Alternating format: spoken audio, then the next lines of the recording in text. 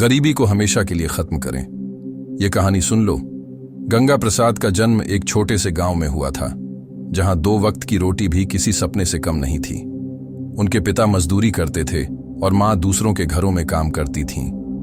घर की हालत इतनी खराब थी कि कभी कभी पूरा परिवार भूखा सो जाता था। लेकिन गंगा का सपना था कि वह अपनी गरीबी को हमेशा के लिए खत्म करें। बचपन से ही गंगा पढ़ाई में होशियार थे, लेकिन पैसों की कमी के कारण उन्हें कई बार स्कूल छोड़ने की नौबत आ गई।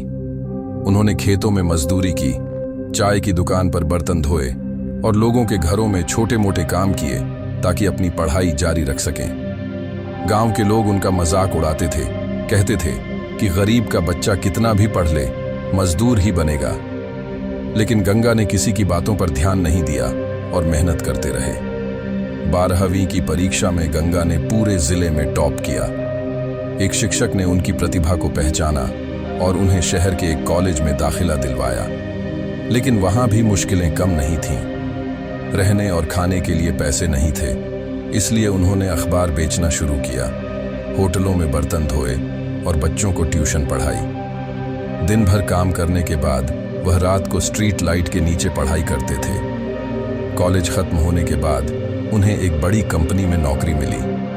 वहां भी उन्होंने कड़ी मेहनत की और कुछ ही सालों में प्रमोशन पाते गए। लेकिन गंगा का सपना सिर्फ नौकरी करना नहीं था, वह कुछ बड़ा करना चाहते थे।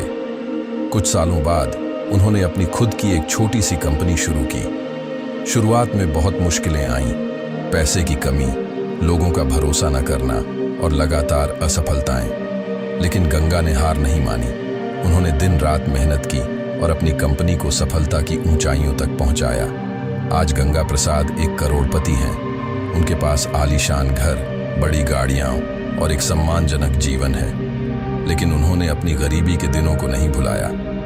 उन्होंने अपने गांव में एक स्कूल और अस्पताल खुलवाया ताकि कोई और बच्चा उनकी तरह भूखा न सोए और बिना पढ़ाई के न रहे। वीडियो अच्छी लगी तो चैनल को सब्सक्राइब करें